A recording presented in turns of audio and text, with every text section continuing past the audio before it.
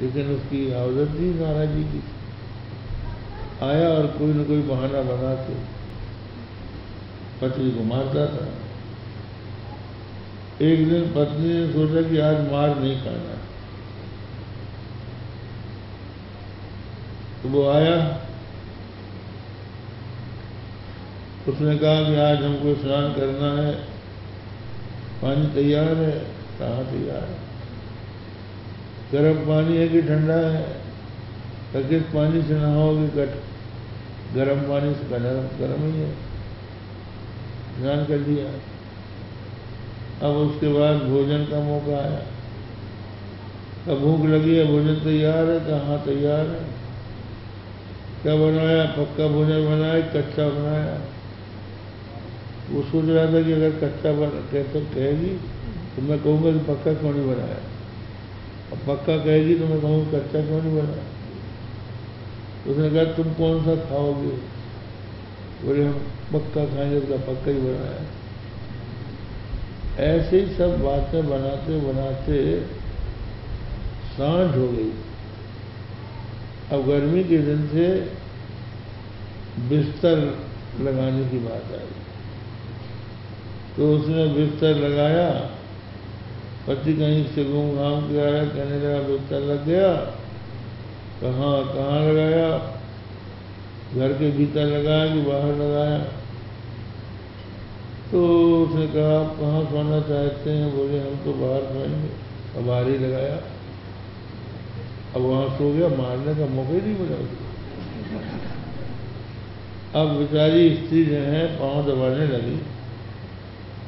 अब उसको नींद ना आए बिना मारे, तो ऊपर आँख खोल के देखा तो ये तारागण दिखाई पड़े, आकाश गंगा।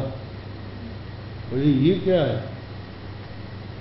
तो वो तो जानती रही थी। उसने कहा ये देवताओं की सड़क है।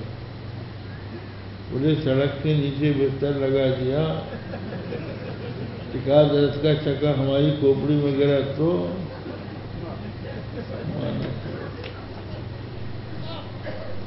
बेचारी खूब कोशिश करके भी पिटने से बच नहीं सकी।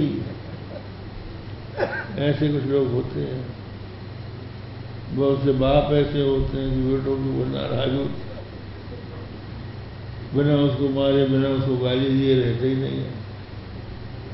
ऐसी सासें होती है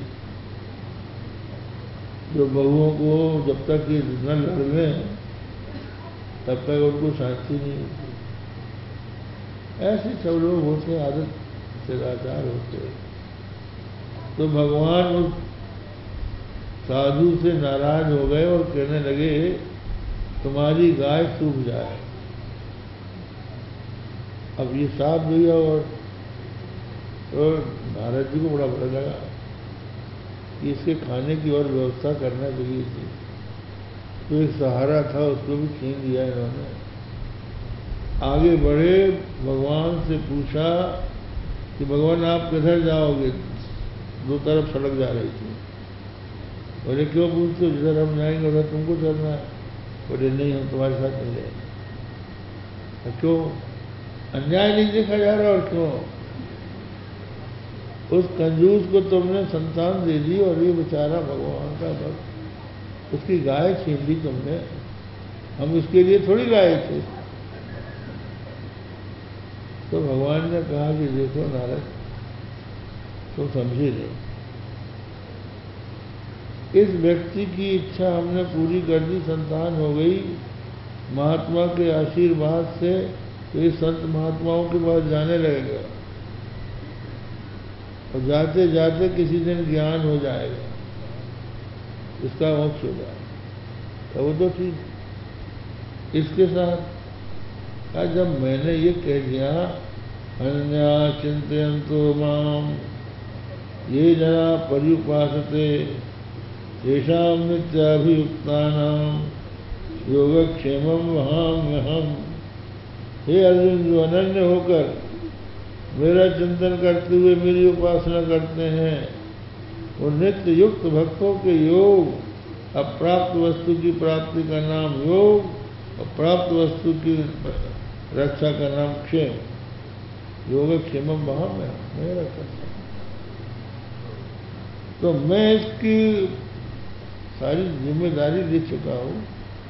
ये क्यों एक आश्चर्य के बैठा कि मैं मेरा गौ के नहीं रह सकता। तो ये इसकी अज्ञान, इसका अज्ञान था, उसको मैंने मिटाया। तो नारद जी की समझ में आया, रारा सर्वे सर्वदा। तो भगवान मनुष्य को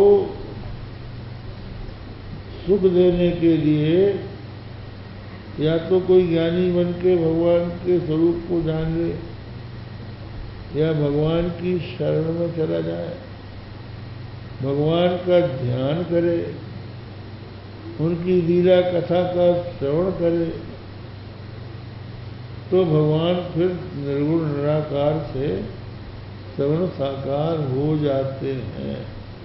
विवर्षि रूपान्य बोधात्मा क्षेमाय लोकस्थ चराचरस्थ। आप अवबोध आत्मा हैं, चराचर के कल्याण के लिए रूप धारण करते हैं। तो भगवान ये जो जीव है, ये रूप का योगी, सुंदर रूप जहां देखता है वहां पीछे पीछे लग जाता है। तो भगवान ऐसा रूप धारण करते हैं कि भगवान का रूप देखने के बाद दूसरा रूप देखने की इच्छा ही नहीं होती। ऐसे ही सब स्पर्श रूप रसगंध भगवान में जब दिव्य रूप से अभिव्यक्त होते हैं तो संसार के भोगों को लोग भूल जाते हैं, तो अपने आप संसार छूट जाता है। तो संसार के कल्याण के लिए भगवान विभिन्न रूप धारण करते हैं। अब ये कथा हम लोग फिर सुनेंगे। श्री राम जय राम जय राम। श्री राम जय राम जय जय राम। श्री राम जय राम जय जय राम। श्री राम जय राम जय जय राम।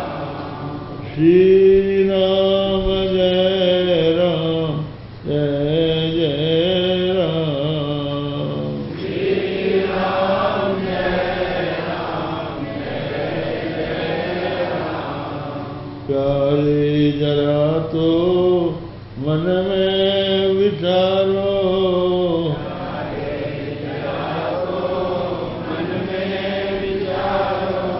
क्या साथ लाए अरुणे चलोगे।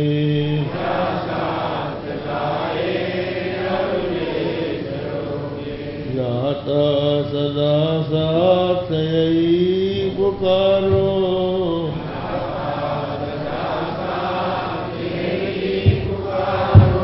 गोविंद दामोदर माधवेति।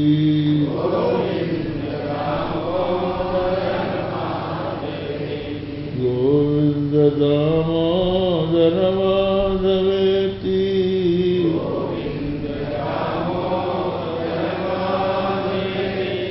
हे कृष्ण हे यादव हे सखेति।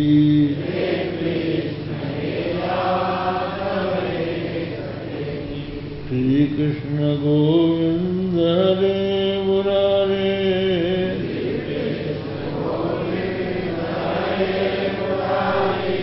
हे नाथ नारायण वासुदेव।